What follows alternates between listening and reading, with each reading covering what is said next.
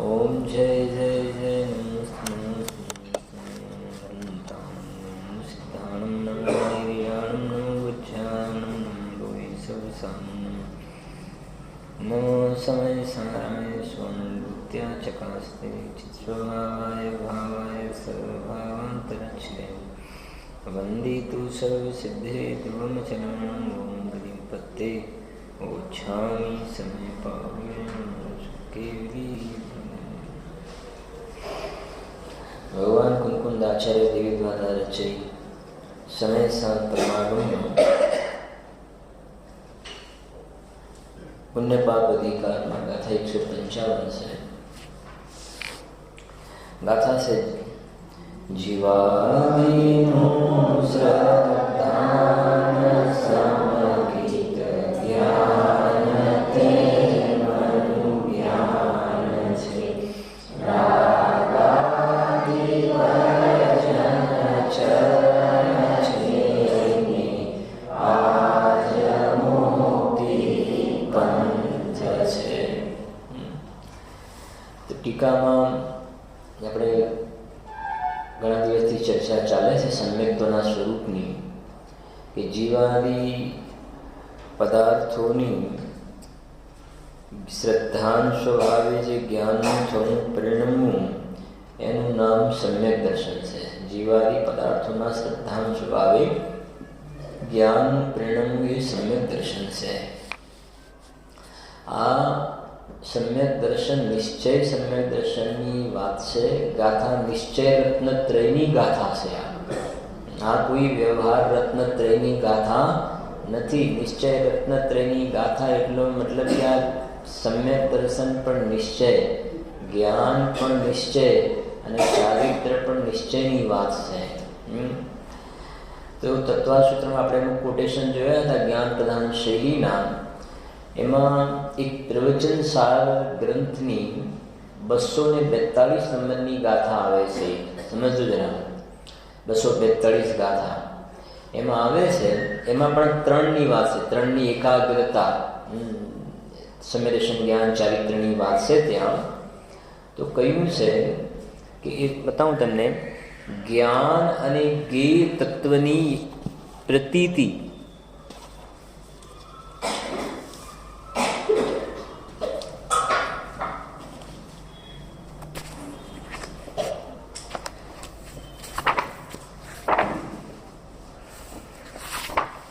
चरणानुयुक्त सूचक चुलिका है ने एमां आवे छे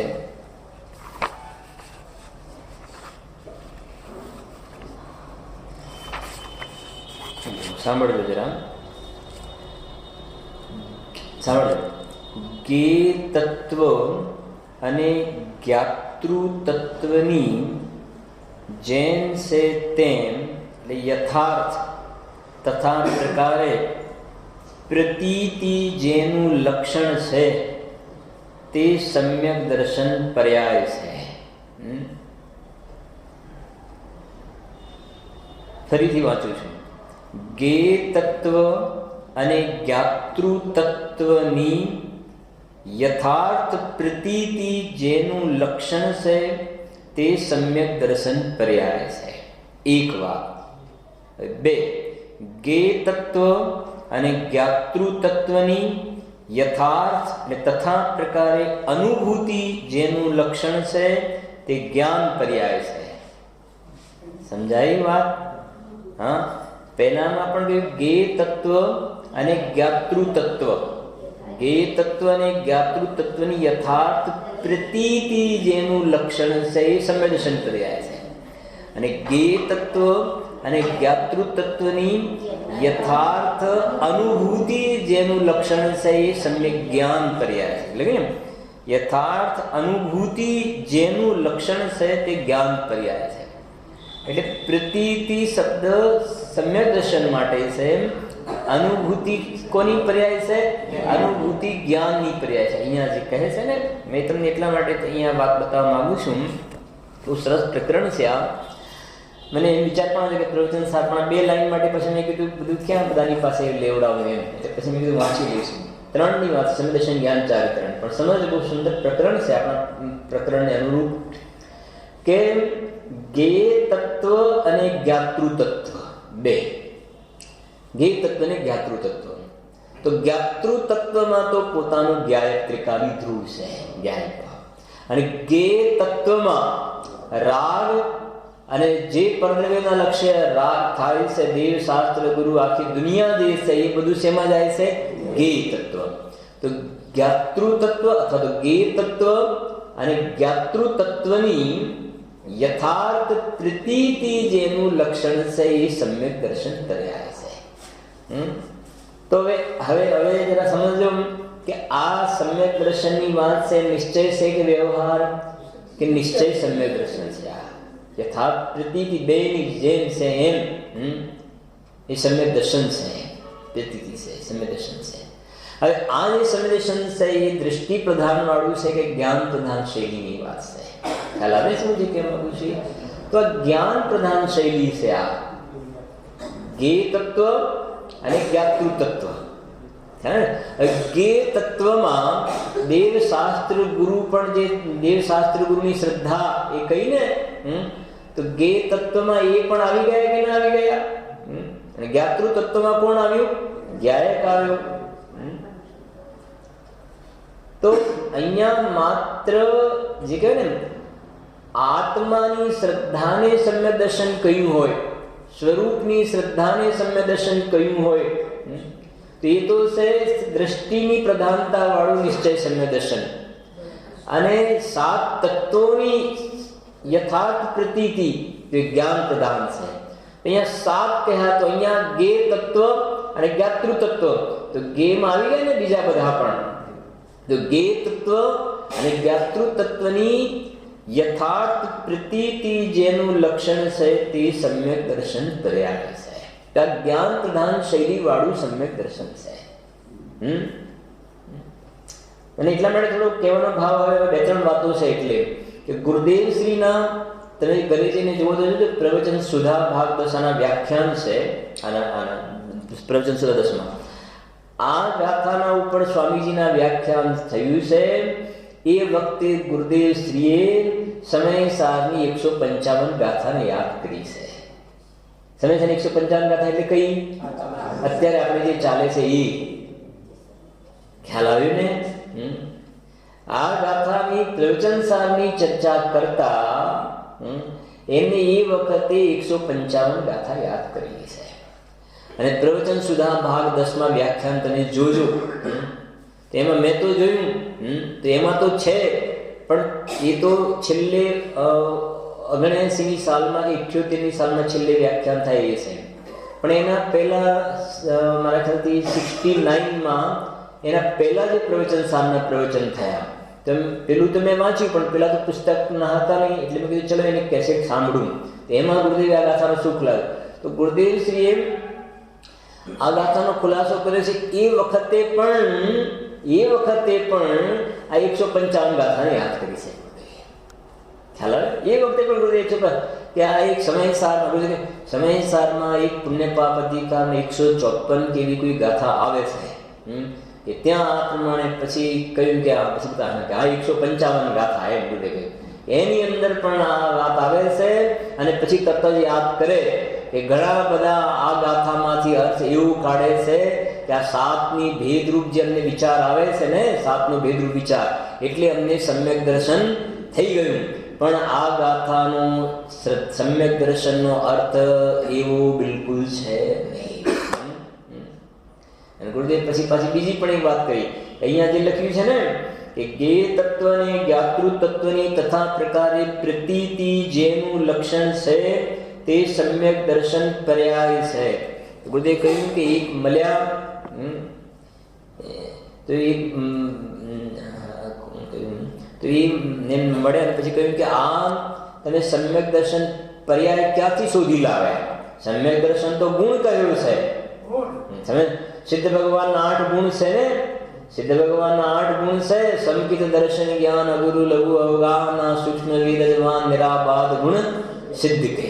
તો સિદ્ધ ભગવાનના 8 ગુણમાં સમ્યક તો આ ગુણ કયો છે? તમે પર્યાય કેમ કહો છો? તમે આ પર્યાય શું ચલાવ્યું છે તમે આ પર્યાયનું? ગુરુદેવને કહ્યું 10ની સાલમાં ગુરુદેવ એમ બોલ્યા હા, એટલે સમજો ને કે એના પછી 25 વર્ષ સુધી ગુરુદેવનો ઉપદેશ તો મળ્યો. મતલબ એને ગુરુદેવના દેહ વિલય બાદ એના પહેલા 25 વર્ષ પહેલા આ વાત કોઈ ક્ષુલ્લકજીએ કહી એમને. ખ્યાલ આવે કે આ તમે સમ્યક્તોને પર્યાય કહો છો, સમ્યક્તો તો ગુણ છે, તમે આ પર્યાયનું શું ચલાવ્યું છે? ગુરુદેવે કહ્યું કે ભલા માણસ, એ સમ્યક્તોના 8 ગુણ કહ્યા છે, એ ગુણ થોડા છે. હા, એ તો પર્યાય જ છે. એ તો અવગુણની સામે એને ગુણ કહ્યું, અવગુણની સામે એને ગુણ કહ્યા, પણ છે શું?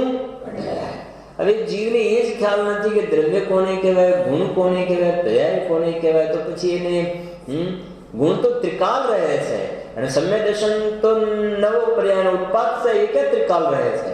અને મિથ્યા દર્શન રૂપી દોષનો અભાવ થયો, તો દોષનો અભાવ થયો તો ગુણ પ્રગટ થયો. બસ જગતમાં પણ નથી કે આ માણસ બહુ ગુણવાન છે એમ, તો દોષ નથી, એને ગુણ કહેવામાં આવે છે. નવીન જે પ્રગટ થાય પર્યાય છે ને.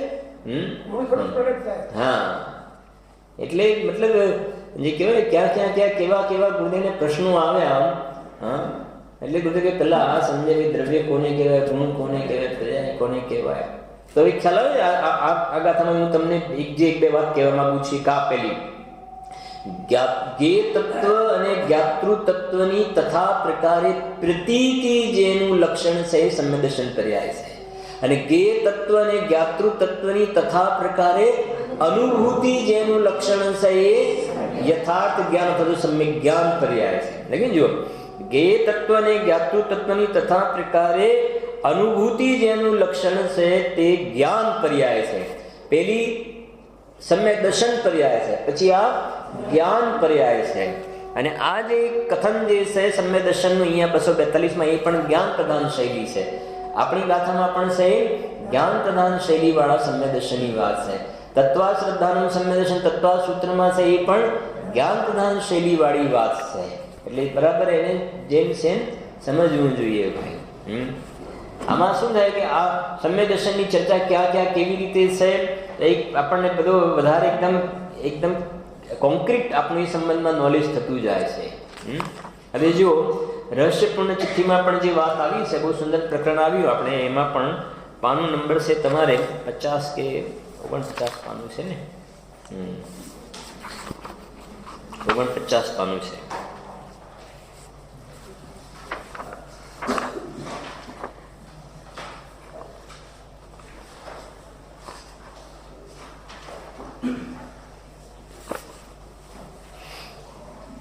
જો એમાં મળીને અધ્યાત્મ સંદેશમાં, તો જો એમાં ગઈકાલે આપણે એક વાત આવી હતી, સમ્યક દર્શન એ ઉપયોગ રૂપ નથી, સમ્યક દર્શન એ પ્રતીતિ રૂપ છે. એટલે કોઈ એમ કહે કે સમ્યક દ્રષ્ટિનો ઉપયોગ અંદરમાં હોય એ વખતે નિશ્ચય સમ્યક દર્શન હોય, અને સમ્યક દ્રષ્ટિનો ઉપયોગ બહાર આવે એ વખતે સમ્યક દર્શન વ્યવહાર સમ્યક દર્શન હોય. એવું નિશ્ચય વ્યવહારનો ભેદ નથી હોતું. શા માટે? કે ઉપયોગનું અંદર જવું અને ઉપયોગનું બહાર આવવું એ વાત જ્ઞાન ગુણના તરફથી વાત છે, અથવા તો ચારિત્ર ગુણ તરફની વાત કરો તો એ અલગ છે. જ્યારે સમ્યક દર્શન જે છે એ તો પ્રતીતિ રૂપ છે, પ્રતીતિ રૂપ, એ ઉપયોગની સાથે એનો રિલેશન નથી. તો ઉપયોગ અંદરમાં હોય એ વખતે પણ પ્રતીતિ તો નિર્વિકલ્પ છે. આત્માની પ્રતીતિ એ જે ઉપયોગ અંદરમાં છે એ વખતે જેવી શુદ્ધાત્માની પ્રતીતિ વર્તે છે, ઉપયોગ જ્યારે બહાર આવે એ વખતે પણ શુદ્ધાત્માની પ્રતીતિ તો બિલકુલ એવી ને એવી છે. તો પ્રતીતિમાં અંદરમાં હોય એ બધે હું શુદ્ધાત્મા છું ને બહાર આવે એ બધે હું બહિરાત્મા છું કે દેહી છું, એવું નથી હોતું. ઉપયોગ અંદરમાં હોય એ વખતે પણ હું તો શુદ્ધાત્મા છું એવી પ્રતીતિ છે, ઉપયોગ બહાર આવે એ વખતે પણ હું શુદ્ધાત્મા છું એ પ્રતીતિ તો બિલકુલ બરાબર પડેલી છે ને. એટલે સમ્યક દર્શન એ કોઈ ઉપયોગ નથી, એ શું છે? પ્રતીતિ રૂપ છે. એક વાત. બીજી વાત જે કાલે પછી સેકન્ડ ચાલી, સમ્યક દર્શનમાં પ્રત્યક્ષ અને પરોક્ષના ભેદ હોતા નથી. પ્રત્યક્ષ અને પરોક્ષના જે ભેદ હોય છે એ જ્ઞાનમાં હોય છે. પ્રત્યક્ષ અને પરોક્ષના ભેદ જ્ઞાનમાં હોય છે. સમજો, પછી વાંચીએ આપણે કે સમ્યક દર્શન એટલે શુદ્ધાત્માની પ્રતીતિ તો સિદ્ધ ભગવાનને અને દેડકાનો જીવ હોય, જે સમ્યક દૃષ્ટિ છે અથવા તો એક ત્રિયંચ ગતિનો જીવ છે, એને સમ્યક દર્શન થયું છે પશુના જીવને, અને સિદ્ધ ભગવાનનું સમ્યક દર્શન. તો બંનેને શુદ્ધાત્માની પ્રતીતિ તો કેવી છે? સરખી છે. એમાં કોઈ અંતર હોતું નથી. તો કહે છે કે અંતર શેમાં છે? કે પ્રત્યક્ષ અને પરોક્ષનું જે અંતર છે ને, તો પ્રત્યક્ષ અને પરોક્ષ એ તો જ્ઞાનના ભેદ છે. જ્ઞાનના ભેદ છે.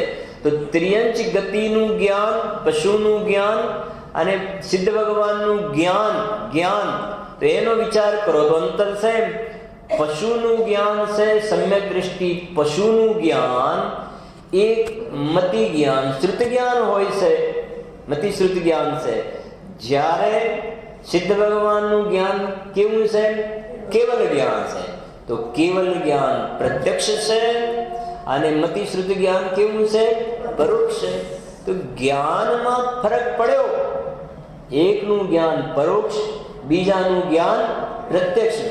પણ પ્રતીતિને યથાર્થ રૂપે રહેવા માટે એને પ્રત્યક્ષ અને પરોક્ષ સાથે કોઈ એની એવી પરાધીનતા નથી કે પરોક્ષ હોય જ્ઞાન એ વખતે પ્રતીતિ ઢીલી પડી જાય અને પ્રત્યક્ષ જ્ઞાન થઈ જાય એ વખતે પ્રતીતિ દ્રઢ થઈ જાય. તો પ્રતીતિને યથાર્થ રૂપે રહેવા માટે એને કોઈ જ્ઞાનના પ્રત્યક્ષ પરોક્ષના ભેદ સાથેનો સંબંધ નથી હોતો. હજુ સાંભળજો, એને લખ્યું છે ને, જો સાધર્મી પ્રત્યે પ્રેમથી સંબોધન કરીને લખે છે કે ભાઈજી, સમ્યક દર્શનના પ્રત્યક્ષ પરોક્ષપણા સંબંધી તમે લખ્યું, પરંતુ એવા ભેદ સમ્યક્ત્વમાં નથી. કોઈ એમ કે ઉપયોગ અંદરમાં જાય એ વખતે સમ્યક દર્શન પ્રત્યક્ષ હોય, ઉપયોગ અંદરમાં જાય એ વખતે સમ્યક દર્શન પ્રત્યક્ષ, અને ઉપયોગ બહાર આવે એ વખતે સમ્યક દર્શન પરોક્ષ. તો એ કહે છે સમ્યક દર્શનના એવા પ્રત્યક્ષ પરોક્ષના ભેદ નથી હોતા. કેમ કે પહેલા નક્કી કરો કે સમ્યક દર્શન પ્રતીતિ રૂપ છે. સમ્યક તો શુદ્ધાત્માની પ્રતીત રૂપ છે. એ પ્રતીતિ સિદ્ધ ભગવાનને કે ત્રિયંચ સમ્યક દ્રષ્ટિને સરખી જ છે. કેવી સુંદર વાત છે આ. એ સૌધર્મ ઇન્દ્ર દેખું, સૌધર્મ ઇન્દ્ર એ દેડકાના જીવને સમ્યક દ્રષ્ટિ મેઢક છે. એ સૌધર્મ ઇન્દ્ર 32 લાખ વિમાનનો સ્વામી એ પશુને દેડકાને એમ કહે છે કે આપણે બંને સરખા છીએ, આપણે બંને સરખા છીએ, તારામાં ને મારામાં કોઈ ફરક નથી. કે શેની અપેક્ષા?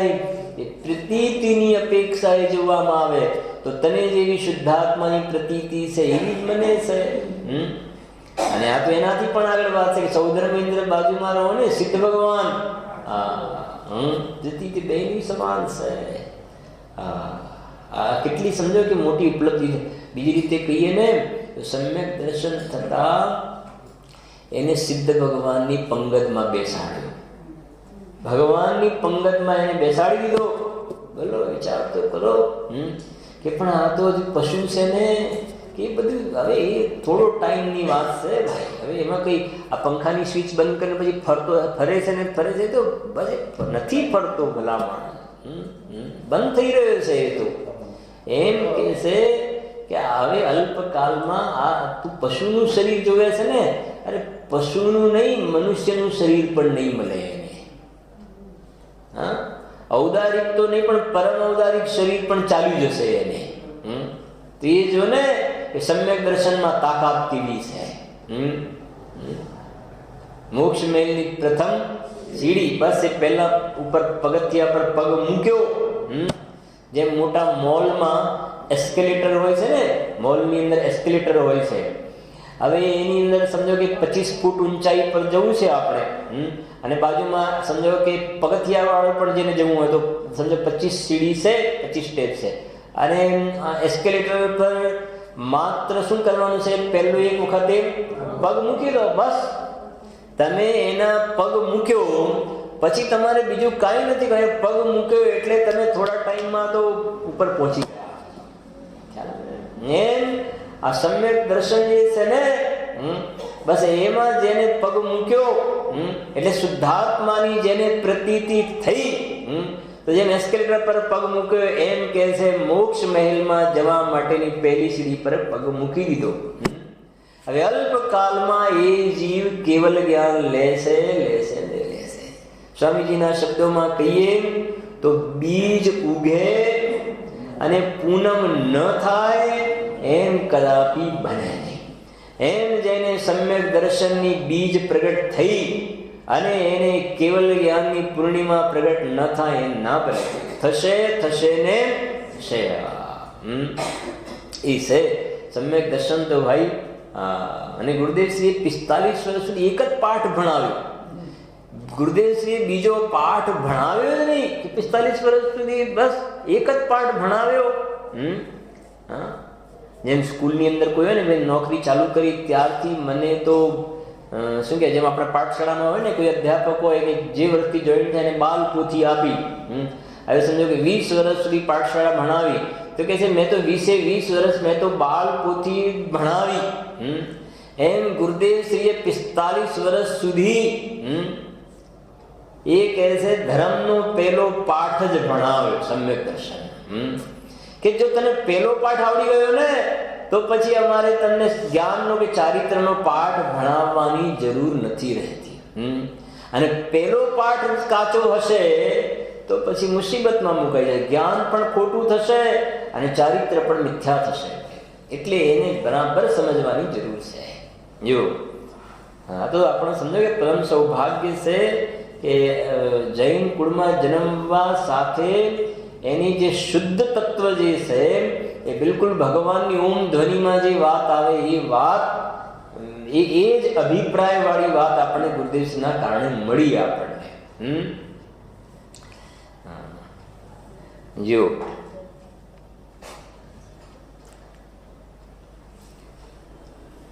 એ પ્રતીતિ સિદ્ધ ભગવાનને કે ત્રિયંચ સમ્યક દ્રષ્ટિને સરખી જ છે. સિદ્ધ ભગવાનને સમ્યક્ત્વમાં જેવા શુદ્ધાત્માની પ્રતીત છે તેવા જ શુદ્ધાત્માની પ્રતીત ચોથા ગુણસ્થાન વાળા સંકીર્તિને પણ છે.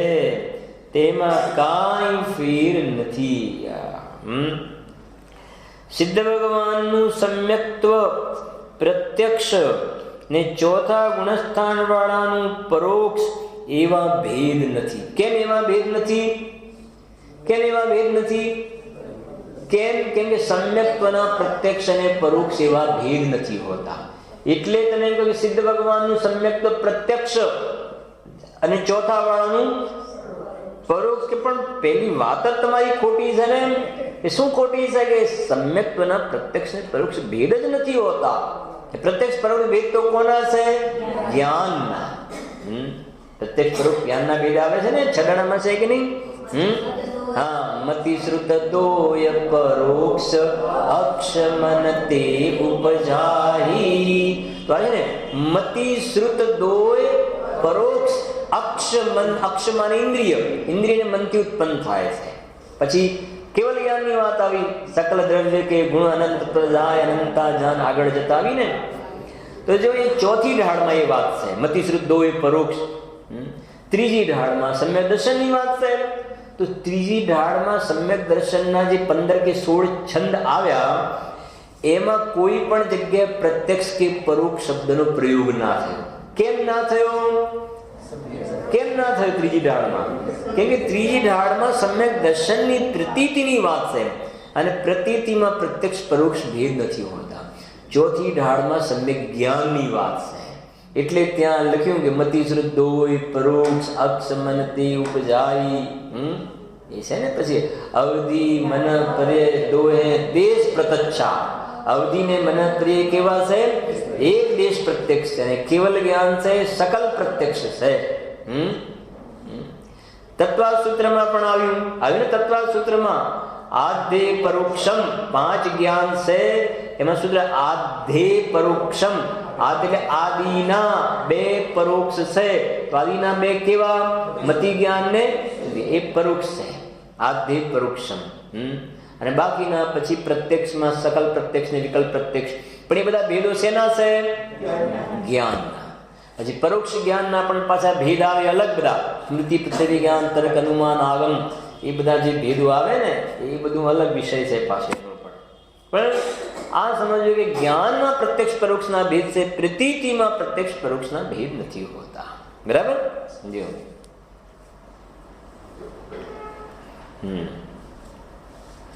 સિદ્ધ ભગવાનનું સમ્યક પ્રત્યક્ષ ને ચોથા ગુણસ્થાન વાળાનું પરોક્ષ એવા ભેદ નથી. અથવા સ્વાનુભવ વખતે સમ્યક પ્રત્યક્ષ અને બહાર શુભાશુભમાં ઉપયોગ હોય ત્યારે સમ્યક પરોક્ષ એમ પણ નથી. ઉપયોગ અંદરમાં હોય તો પ્રત્યક્ષ અને ઉપયોગ બહાર હોય વખતે પરોક્ષ એમ નથી. કેમ? કેમ કે સમ્યક દર્શન ઉપયોગ રૂપ નથી. સમ્યક દર્શનનો ઉપયોગની સમ્યક દર્શન તો પ્રતીત રૂપ છે, સમ્યક દર્શન ઉપયોગ રૂપ નથી. એ કાલે પાઠ ચાલ્યો ને, જે શરૂઆતમાં પણ કહ્યું મેં. સમ્યક દર્શન એ ઉપયોગ સાથે રિલેટેડ નથી, તો પ્રતીતિ રૂપ છે. એટલે ઉપયોગ અંદરમાં હોય એ વખતે પ્રત્યક્ષ અને બહાર હોય એ વખતે પરોક્ષ. તો ઉપયોગ સાથે એને ક્યાં રિલેશન છે?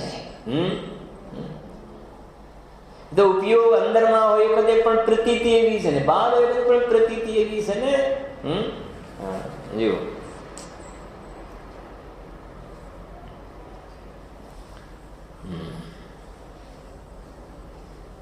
તમને દ્રષ્ટાંત ખાલી કહું કે ભાઈ આપણે કોઈ મકાન નવું ખરીદ કરી, મકાનની ખરીદી કરીને પછી એને જ્યારે દસ્તાવેજ બધું લખીને વાંચતા બનાવતા અને બધું એ ખરીદ કરતા હોય ને જે ક્રિયા જે કહ્યું, તો એ વખતે તો એ મકાન મારું છે આમ એની અંદર બરાબર ઉપયોગ લાગેલો છે. સમજો. તો એ વખતની વાત છે. અને પછી હવે થઈ ગયું સહી સિક્કા બધું રજીસ્ટ્રેશન જે કાંઈ બધું થઈ ગયું ને, પછી ધંધો વ્યાપાર કરવા લાગી ગયા અને એક દસ્તાવેજ બનાવીને પછી મૂકી દીધો, ઠેકાણે મૂકી દીધો જે કેમ પણ. અને પછી ધંધા વ્યાપારમાં તો બહાર જાત્રાએ ગયા તે. તો એ વખતે પણ આ મકાન મારું છે એવી પ્રતીતિ બરાબર રહેશે કે નહીં? રહેશે કે નહીં પ્રતીતિ? તો હું તમને સમજાવું દ્રષ્ટાંત. જ્યારે પેલો દસ્તાવેજ કરતા હતા, સહીઓ કરતા હતા, એ વખતે તો ઉપયોગ એમાં લાગેલો. સમજો, ઉપયોગ મકાનમાં લાગ્યો છે, આ મારું મકાન. અને પછી થઈ ગયા પછી ધંધા વ્યાપારમાં રોકાયા છે એ વખતે આ મારું મકાન છે એમાં ઉપયોગ ધંધા વ્યાપારમાં છે, પણ એ વખતે આ મકાન મારું છે એવી પ્રતીતિ વર્તી રહી છે કે નથી વર્તી રહી? મકાન મારું છે દસ્તાવેજ કરતા હતા એ વખતે મકાનમાં ઉપયોગ હતો, એ વખતે પણ મારું મકાન છે એવી પ્રતીતિ હતી, મારું મકાન એવી પ્રતીતિ. અને પછી ધંધા વ્યાપારમાં કે બીજા પ્રસંગોમાં જોડાયા એ વખતે પણ ઉપયોગ બીજે છે, એ વખતે પણ મારું મકાન એ જે પ્રતીતિ જે પહેલા હતી મકાન દસ્તાવેજ કરતી વખતે એવી જ છે કે અલગ છે? પ્રતીતિ કેવી છે? એવી પ્રતીતિ. આ દ્રષ્ટાંત સમજી ગયા ને? દ્રષ્ટાંત તો તમને બિલકુલ ક્લિયર.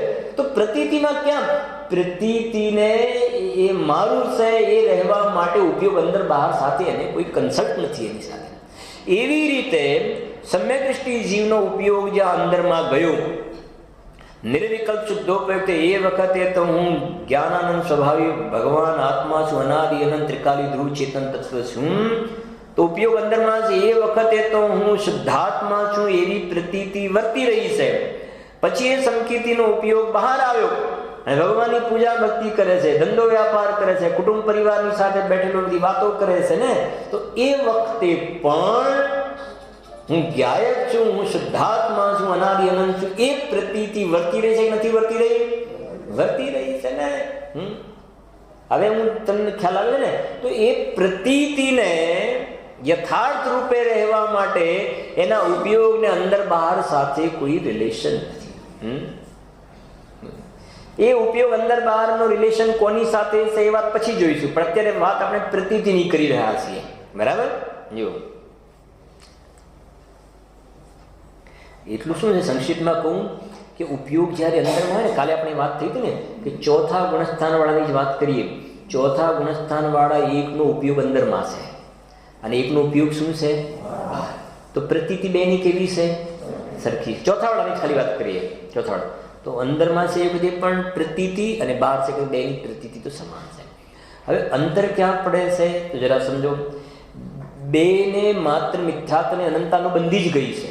અપ્રત્યાખ્યાન પ્રત્યાખ્યાન સંજોલન તો મોજૂદ છે, છતાં પણ ફરક ક્યાં પડે છે કે ઉપયોગ જ્યારે અંદરમાં છે ને એ વખતે કશાય મંદ છે અને ઉપયોગ બહાર છે વગેરે કશાય શું છે? તીવ્ર છે. તો એ જે ફરક પડ્યો ને એ કશાયની તીવ્રતા મંદતાનો ફરક પડ્યો ત્યાં. કશાયની તીવ્રતા મંદતાનો. અને પછી એ ઉપયોગ અંદરમાં ગયો ને, કશાય મંદ થઈને પ્રબુદ્ધિ પ્રયોગનો રાગ છે, તો એક સ્થિતિ એવી આવે કે અંદરમાં જે ઠરવાનો અભ્યાસ થતો જાય છે, તો એક વખત એવી સ્થિતિ કે અંદરમાં ઠરવાનું વધારે બને, તો પછી મિથ્યાત્વ અનંતાનું બંધી તો ગઈ હતી ને અપ્રત્યાખ્યાન પણ શું થાય? તૂટી જાય. ખ્યાલ આવે ને? પહેલો ફાયદો તો એ થયો કે કશાયની મંદતા થઈ. પછી આગળ વધતા એવો ફાયદો થયો કે જે બાકીના કશાયો હતી એ પણ શું થાય છે? તૂટતી જાય છે. અપ્રત્યાખ્યાન જાય, પછી આગળ વધતા પ્રત્યાખ્યાન પણ જાય, પછી સંવલન પણ જાય અને પછી વીતરાગ અને સર્વજ્ઞ પરમાત્મા થઈ જાય. આખી રેસીપી જે કહેવાય, પ્રક્રિયા આ પ્રકારની છે ભગવાન બનવાની હોય.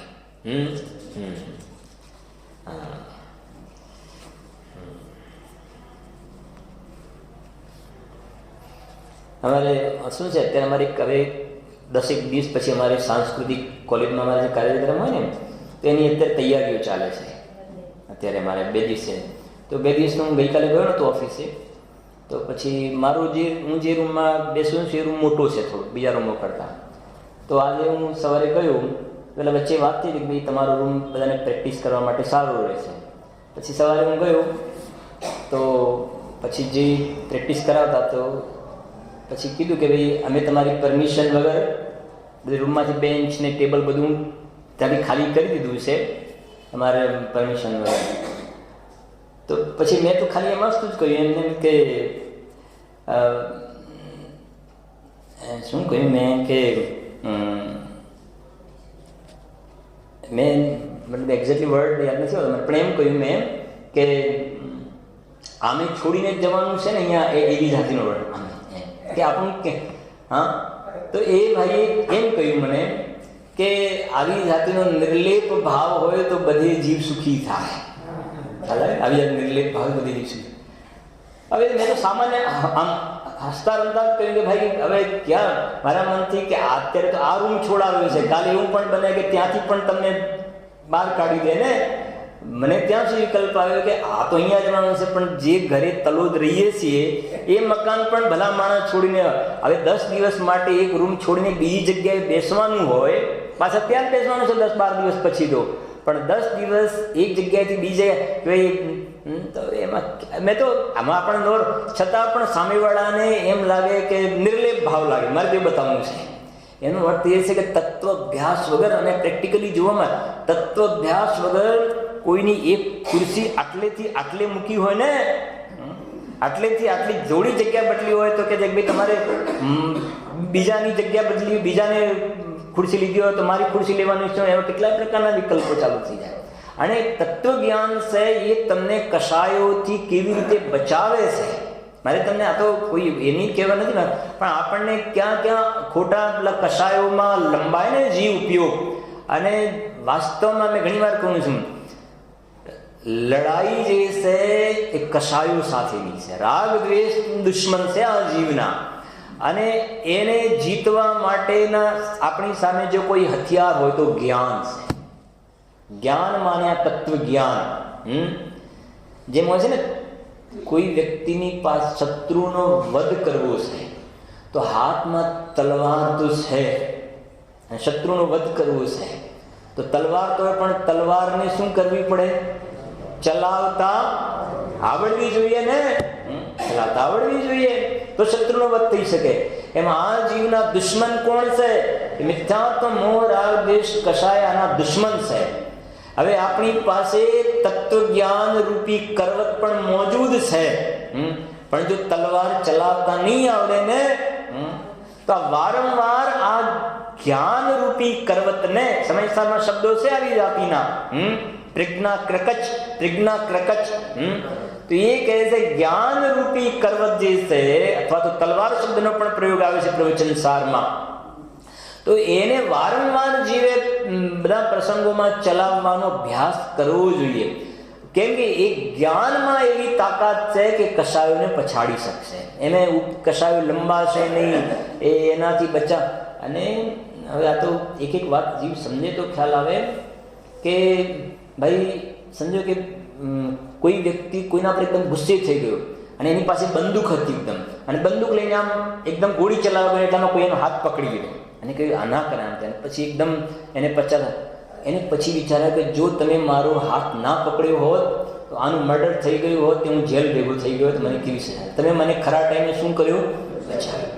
એમ મારી બતાવવું છે કે એ વ્યક્તિએ તો જેલમાં જતો બચાવ્યો, જ્યારે આ તત્વજ્ઞાન છે એ જીવને નરક અને નિગોદમાંથી બચાવવાનું કામ કરે છે. નરક નિગોદમાંથી આમ પકડે છે કે તને આવા પરિણામ થાય છે ને, આવા પરિણામ થાય છે ને, તરત જ્ઞાન ખેંચે પાછું, જ્ઞાન એને પાછું ખેંચે કે નહીં નહીં નહીં નહીં. એમ જ્ઞાનને નિરંતર સજગ રાખવાનો અભ્યાસ કરવો જોઈએ. મેં કહ્યું ને એટલા માટે પરિણામ બગડવાનો ભય રાખો અને પરિણામ સુધારવાનો, તો બગડવાનો ભય રાખો એટલે બગડી તો રહ્યા છે ને, એટલે ભય રાખો, અને સુધારવાના છે એટલે સુધારવાનો ઉપાય કરવો. તમારા જીવની પાસે કયું કરણ છે, એવું કયું સાધન છે કે જેના કારણે પરિણામને સુધારશે? કયું કરણ છે? જ્ઞાન. જ્ઞાન સમાન આન જગત મેં સુખ કો કાર. એટલે મને વિચાર આવ્યો કે મેં કીધું આ જગ્યા તો છોડવાની જ છે ને, ક્યાં આપણી છે? મેં કીધું હવે કદાચ મને એમ કે મેં તલોદની જગ્યાનું કીધું હોત તો એ શું વિચાર કરવા લાગત? હા, હે, એ સ્થિતિ છે.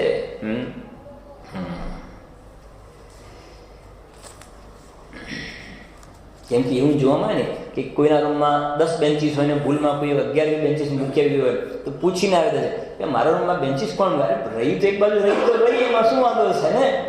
આ તો એક દ્રષ્ટાંત કહ્યું.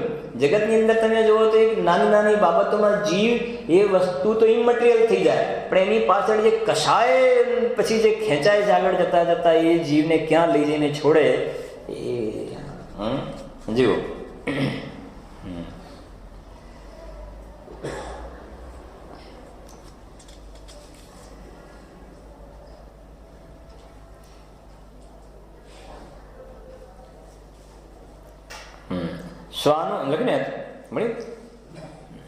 સ્વાનુભવ વખતે સમ્યક્ત્વ પ્રત્યક્ષ અને બહાર શુભાશુભમાં ઉપયોગ હોય ત્યારે સમ્યક્ત્વ પરોક્ષ એમ પણ નથી.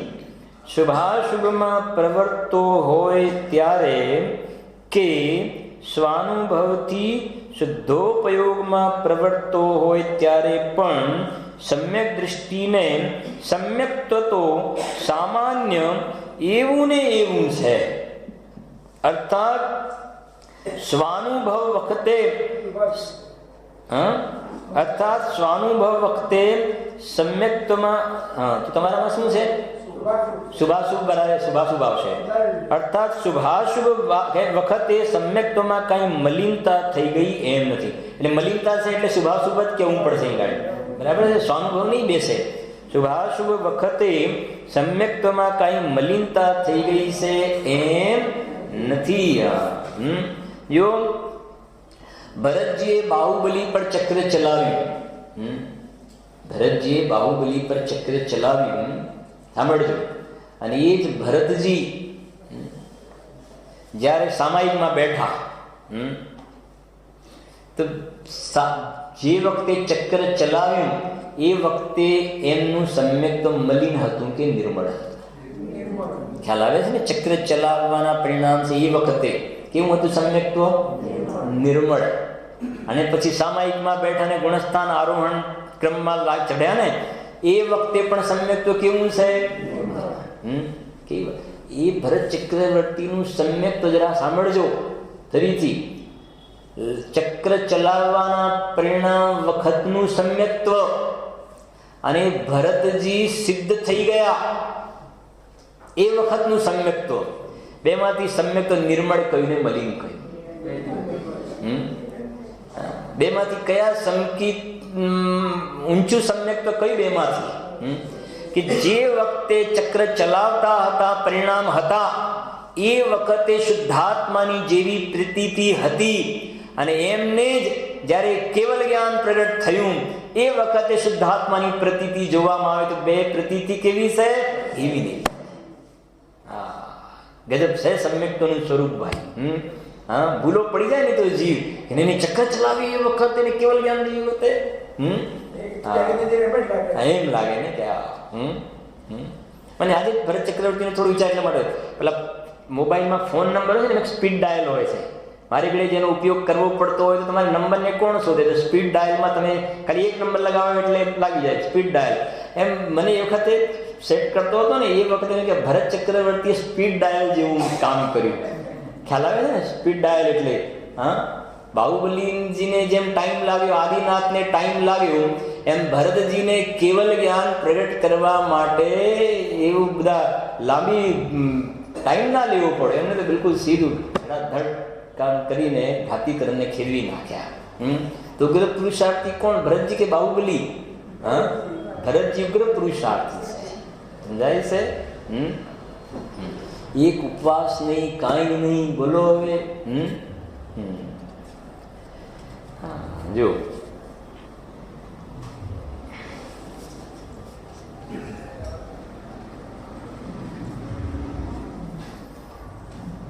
એમાં એક ફકરો છોડીને જો આમ તો ઘણું બધું પ્રકરણ છે.